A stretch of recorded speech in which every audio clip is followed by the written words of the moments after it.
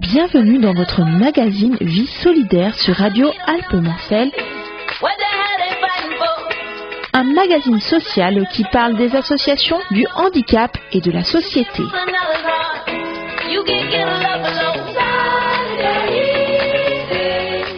Aujourd'hui, nous allons parler de la maladie de Lyme. En effet, comment attrape-t-on cette maladie? Quels sont les symptômes? Pour cela, nous recevons Dr Jean-Michel Gall. Dr Gall, bonjour.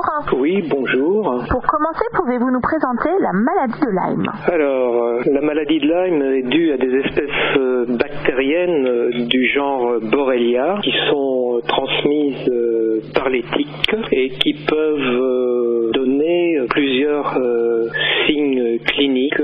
La première manifestation étant souvent après une piqûre, ce qu'on appelle un érythème migrant, c'est-à-dire peut apparaître dans les semaines qui suivent une plaque rouge qui va durer 1 mois et qui est le témoin de l'infection. Mais cette plaque peut tout à fait passer inaperçue. La maladie a plusieurs stades et ensuite la maladie peut se révéler dans les semaines et mois suivants par des signes neurologiques, type une paralysie faciale, peut se révéler par des signes articulaires et la maladie peut très bien passer ensuite au stade chronique et se révéler par un état de fatigue et différents types de signes que l'on peut être amené à voir dans les années suivantes et qui sont regroupés sous la forme de maladie chronique, forme chronique de la maladie de Lyme qui n'est pas reconnue par toutes les instances actuellement. Voilà, schématiquement et rapidement brosser le tableau. Donc en effet là vous venez de nous parler des symptômes, mais comment on évite les tiques? Ça c'est pas facile à éviter.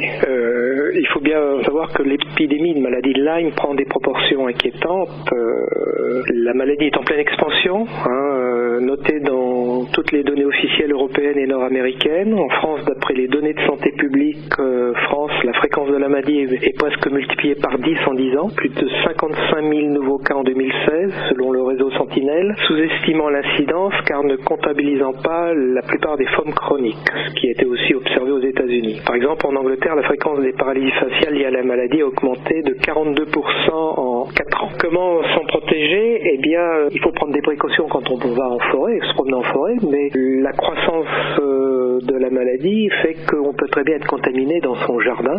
Il y a de plus en plus de contamination chez soi. Quand on va en forêt, eh bien, il faut, si possible, prendre les grandes allées, avoir un chapeau, avoir, si on rentre dans le sous-bois, avoir des bottes et être bien habillé, pas de manches courtes. Et puis, une fois à son retour, eh bien, inspecter un petit peu ses affaires parce qu'on peut très bien être porteur de tiques qui puissent vous piquer par la suite. Il faut savoir aussi que dans la maladie de Lyme, les tiques transmettent non seulement les espèces bactériennes du genre Borrelia, mais peut vous inoculer plusieurs infections, dont certains virus, et la babésiose qui est également très fréquente suite à des piqûres des bovins par les tiques. Le diagnostic de la maladie de Lyme est difficile. Pourquoi? Alors, oui, il est bien établi que les sérologies ne sont pas fiables pour de multiples raisons. Multiplicité des souches et des bactéries du genre Borrelia, seuil de positivité déterminé arbitrairement, séquestration des anticorps par la bactérie les rendant indétectables dans le sang, des déficits immunitaires qui sont induits aussi par Borrelia, limitant la production d'anticorps. Voilà, ce qui nous met en garde un petit peu contre le mauvais calibrage des tests commercialisés. En France, le rapport du Haut Conseil de la Santé publique en 2014 avait déjà souligné la mauvaise qualité des tests français et dès lors préconisé pour les malades suspects d'être infectés par la maladie de Lyme qui ont une sérologie négative, un traitement antibiotique d'épreuve, véritable test diagnostic basé sur la réponse du patient au traitement. Il y a aussi plusieurs variétés de Borrelia qui ne sont pas forcément dosées par les tests que nous avons. Donc c'est très fréquent d'avoir des patients qui sur le plan clinique, et bon là je vous ai pas brossé toutes les formes cliniques que nous recherchons lors de l'interrogatoire avec des critères musculaires, on recherche des critères musculaires, des critères vasculaires, des critères irritatifs et la fatigue, et quand on a au moins 5 critères, on se base sur cette affection chronique. On peut très bien avoir des critères positifs, cliniques, et et un sérodiagnostic négatif.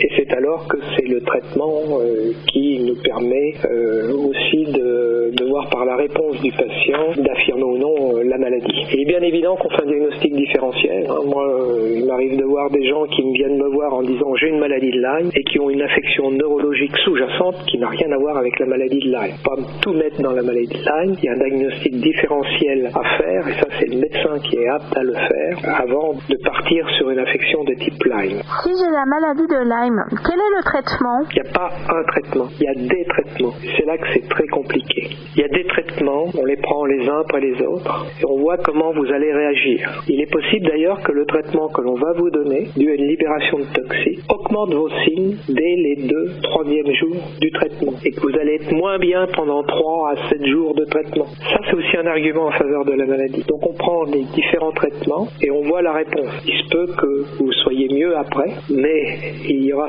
sûrement des rechutes, peut-être des rechutes à 3 semaines, puis avec les cures progressives ça va s'étaler, ça sera peut-être des rechutes 2 mois après. Il y a plusieurs traitements, mais il n'y a pas un traitement particulier en fonction de votre localisation, s'il y a ou non des signes neurologiques. C'est une affection très difficile et bien souvent les médecins sont aussi comme les patients démunis puisque actuellement il n'y a pas au niveau national un registre national de la maladie de Lyme. Il y a aussi un manque de formation aussi des médecins sur le plan de la maladie de Lyme. Dans le cours de nos études, c'est une pathologie où on consacre peu de temps. Comme je vous le disais tout à l'heure, le Lyme chronique est également discuté. Tout le monde n'est pas d'accord sur le Lyme chronique, ce qui fait qu'il n'y a pas un consensus actuellement sur la prise en charge de cette affection. Alors, peut-on guérir de cette maladie? Il y a toujours une épée de Damoclès au-dessus de votre tête. On propose des traitements. On parle de la forme chronique, parce que dans la forme, le premier stade que je vous ai dit tout à l'heure, en général, s'il est traité, l'érythème migrans, avec 3 semaines d'antibiotiques, en général, il y a peu de chances qu'on ait une forme chronique qui s'ensuive. Dans les formes chroniques, il y a toujours une épée de Damoclès au-dessus de vous. Certains vont aller mieux, pourront de toute façon faire des rechutes ultérieures, mais c'est un peu comme dans toute affection, ça vous savez. Il y a des pénétrances différentes pour toutes les affections, et vous pouvez soit être tranquille pendant un certain nombre de mois, d'années, ou pour d'autres, eh bien la maladie continue d'évoluer. Avez-vous quelque chose à rajouter? Alors moi je voulais dire, oui, je voulais rajouter que dans l'Orne, c'est un sujet de santé publique qui nous a particulièrement touchés et sur lequel nous souhaitions intervenir, et que dans le cadre du Conseil territorial de santé, je l'ai inscrit au diagnostic partagé du PRS2 sur lequel nous travaillons. Le PRS2, c'est le plan régional de santé qui est en cours auprès de l'ARS Normandie, et que dans ce cadre-là, nous avons 3 objectifs bien particuliers. Nous voulons promouvoir un environnement favorable à la santé, c'est-à-dire limiter l'exposition à la pollution de l'environnement extérieur et aux espèces nuisibles à la santé humaine, impulser une approche et une démarche globale de santé et acteurs de santé publique pour favoriser la prévention des maladies vectorielles par un travail concerté avec les administrations compétentes, et affirmer le rôle d'une démocratie santé contributive. Traduire en objectif opérationnel à une formation des médecins du département, et on a déjà fait une première formation. On a formé 25 médecins sur la maladie de Lyme, on en refera une en fin d'année, cette année. Développer la formation sur les mesures de protection à l'orée des forêts, des sentiers de randonnée avec l'aide de l'ARS Normandie. Les conférences sur les maladies vectorialatiques, et notamment avec la MSA, et que nous travaillons. Information dans les écoles avec le développement d'outils adaptés, sensibilisant en priorité les enseignants du primaire, les professeurs de biologie du secondaire et les animateurs des centres aérés. Également, soutien aux familles atteintes, il y a un rôle important dans les associations dans ce domaine-là. Et puis l'étude de l'incidence de la babésiose dans la population générale de l'Orne, en association avec l'établissement du sang français et l'ARS. Donc voilà un peu les mesures sur lesquelles on souhaitait intervenir dans ce domaine-là. Docteur Gall, je vous remercie, je vous dis à bientôt. À bientôt, au revoir. Au revoir.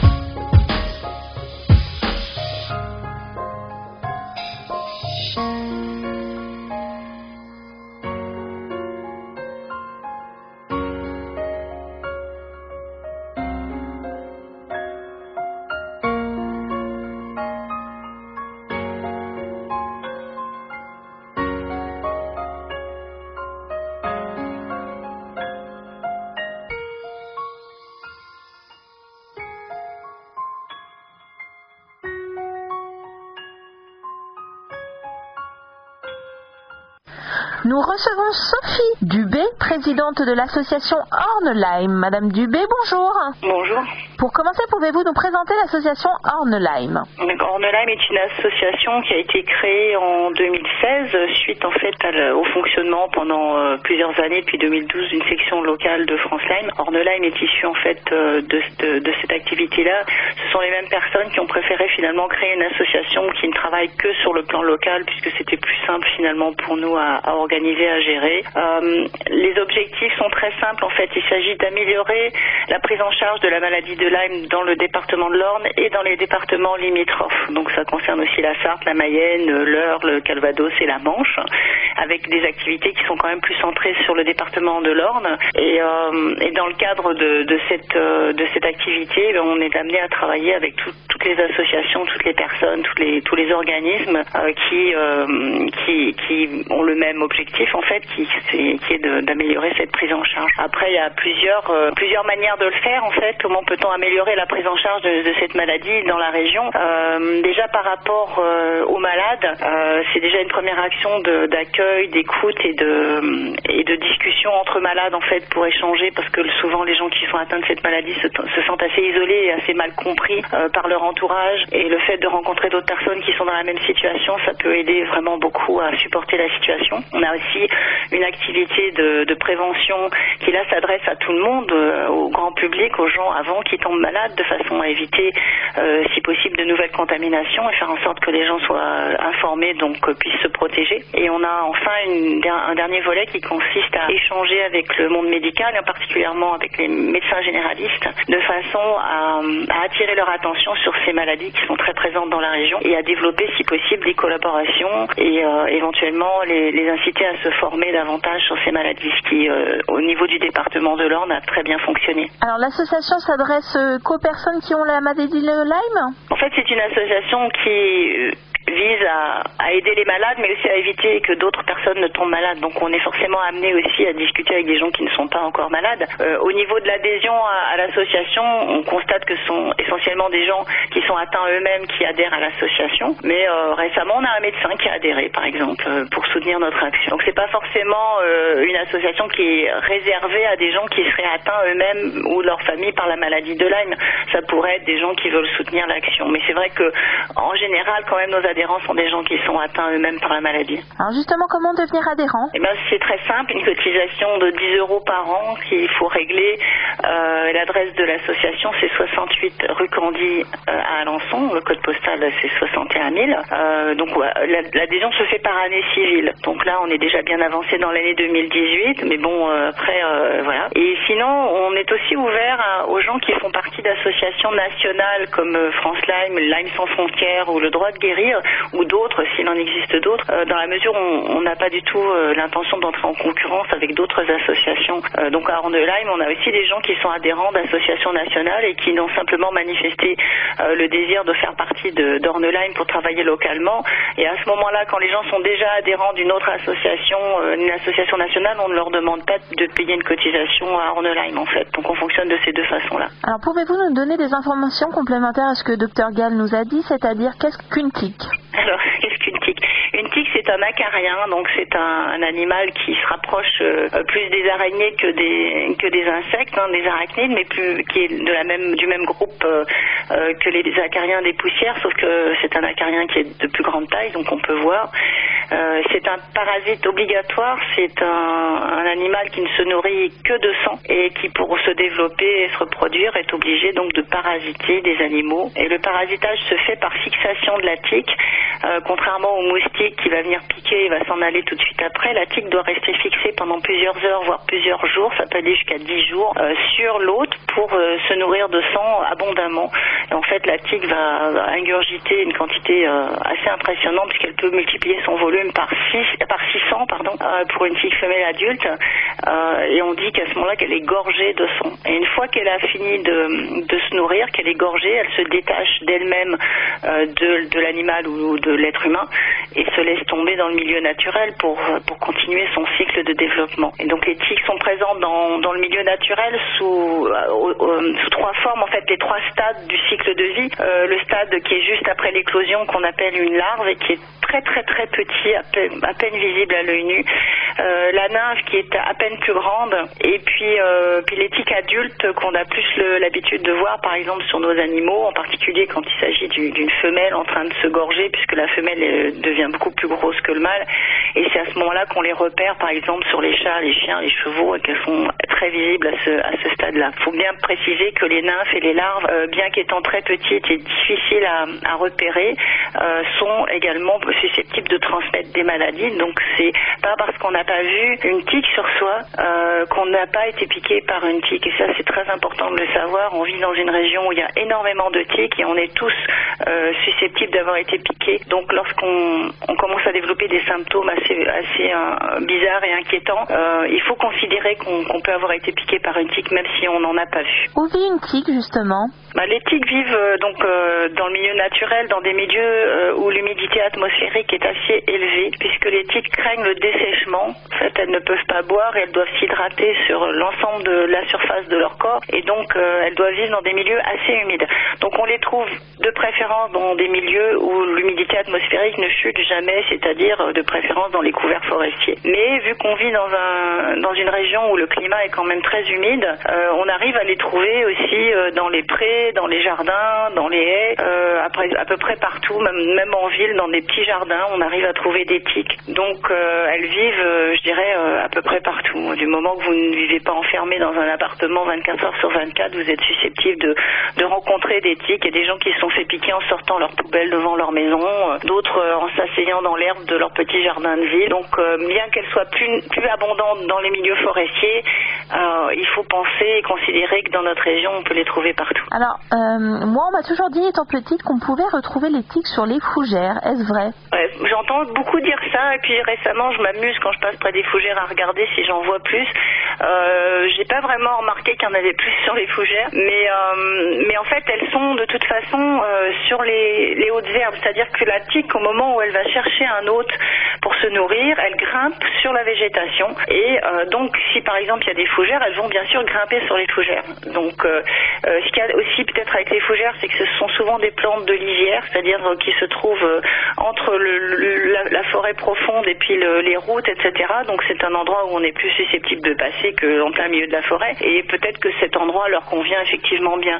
Mais faut pas penser parce qu'il n'y a pas de fougères qu'il n'y aura pas de tiques. De toute façon, il y en a à peu près partout. Alors, ce qui est un peu limité, c'est la hauteur à laquelle elles peuvent grimper, puisqu'elles ne peuvent pas trop se dessécher. Donc elles vont jamais s'éloigner du sol, surtout si elles sont dans les premiers stades, la larve ou la nymphe. Donc on les trouvera plus près du sol. Par contre, les adultes peuvent monter plus haut jusqu'à 1 mètre, 1 mètre 50, et à ce moment-là, on pourra par exemple les attraper plus facilement, nous, en passant près de grandes herbes ou éventuellement près de fougères. Où pique la tique? Les tiques piquent à peu près n'importe où la peau est fine et bien irriguée. Il y a des points de prédilection, mais on peut aussi en trouver dans des endroits qui sont pas spécialement, on n'aurait pas pensé spécialement. Alors, disons tous les endroits où la peau est fine et assez chaude et humide, comme dans les plis, les aisselles, l'aine, les parties génitales aussi, le nombril, mais on en trouve par exemple aussi assez souvent entre les orteils, pour les gens qui marchent en sandales l'été, où on peut les trouver par exemple chez les enfants qui sont plus petits. On en trouve assez souvent sur la tête, en fait, autour des oreilles, ou même près des yeux, ou dans la tête, dans le cuir chevelu. Donc en fait, elles piquent à peu près n'importe où, mais c'est vrai qu'elles ont tendance quand même à aller plus dans les replis de peau, et là où la peau est bien chaude. Pouvez-vous nous donner les bons gestes pour éviter une piqûre de tique? Alors déjà, il faut savoir que quand on va dans un milieu qui est vraiment infesté de tiques, donc le milieu forestier, il faut y aller avec des vêtements adaptés, c'est-à-dire qu'aller en forêt en short et en sandalettes, c'est vraiment pas la chose à faire.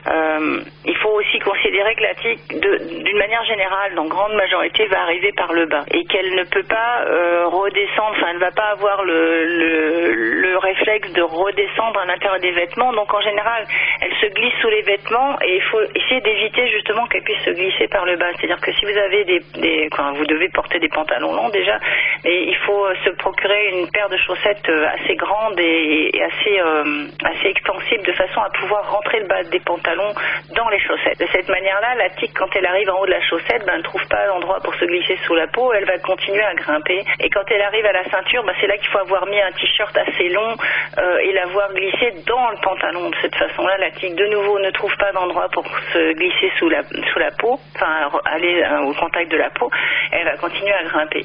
Et alors après, il faut compléter ça par éventuellement un peu de répulsif au niveau des mains, au niveau du cou, peut-être un chapeau imbibé de répulsif aussi sur la tête. Et voilà, se protéger la tête. Si par exemple vous êtes un cueilleur de champignons ou vous ramassez des myrtilles ou quoi que ce soit, vous allez donc vous pencher. À ce moment-là, la tique pourra très bien arriver au niveau de votre tête.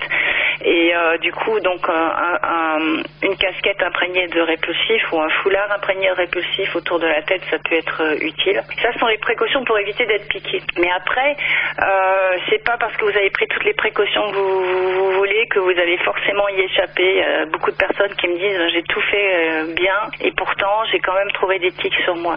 Donc c'est bien de s'inspecter ensuite après avoir été dans un endroit infesté, c'est-à-dire déjà quand on rentre, les vêtements qu'on a portés, il peut y avoir des tiques en train de se promener dessus, si ce sont des nymphes ou des larves, on les verra pas forcément. Donc évitez évidemment de mettre ces vêtements-là par exemple sur des canapés ou sur votre lit, mais on peut les passer au sèche-linge à 40 degrés, comme les tiques ne supportent pas la déshydratation, ça va les tuer, plus efficacement que de laver le linge d'ailleurs, parce qu'on a vu des tiques ressortir vivantes d'une machine à laver.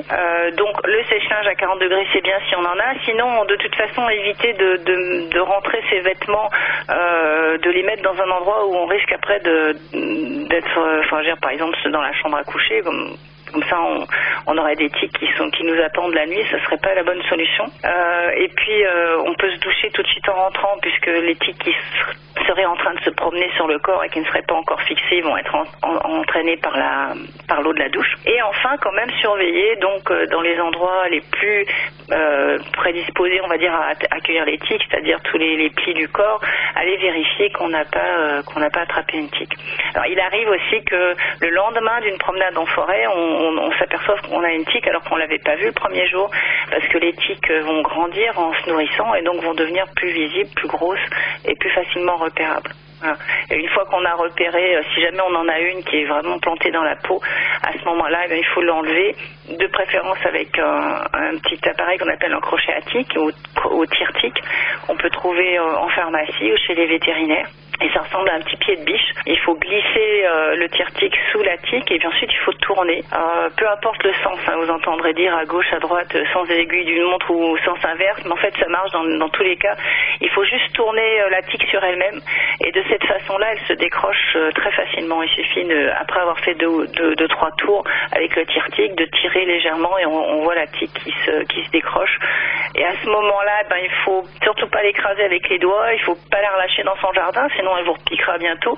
Mais il faut la tuer, donc soit l'acheter dans les toilettes ou la mettre dans un petit flacon avec de l'alcool ou la brûler si on a une cheminée, mais ne pas la remettre dehors dans son jardin, parce qu'à ce moment-là, on se mettrait à cultiver les tiques dans son propre jardin, ce qui n'est pas une bonne idée du tout. Une question que je me pose et que les auditeurs peuvent se poser également, si on se fait piquer par un tique, risque-t-on obligatoirement la maladie de Lyme? Alors il faut savoir qu'effectivement toutes les tiques ne sont pas forcément porteuses de maladies, mais qu'en dehors de la maladie de Lyme, il y a quand même une trentaine d'autres maladies transmises par les tiques. En particulier dans la région, on a beaucoup d'une maladie qui s'appelle la babésiose, et que du coup, c'est vrai que par exemple le taux de contamination par la maladie de Lyme des tiques est estimé à peu près à une tique sur 3, ce qui déjà n'est pas négligeable, mais pour ce qui est de la babésiose, dans une région comme la nôtre, le taux est probablement de plus d'une tique sur 2, et si vous additionnez toutes les maladies que les tiques peuvent transmettre, le taux de contamination grimpe à 65 ou 70%.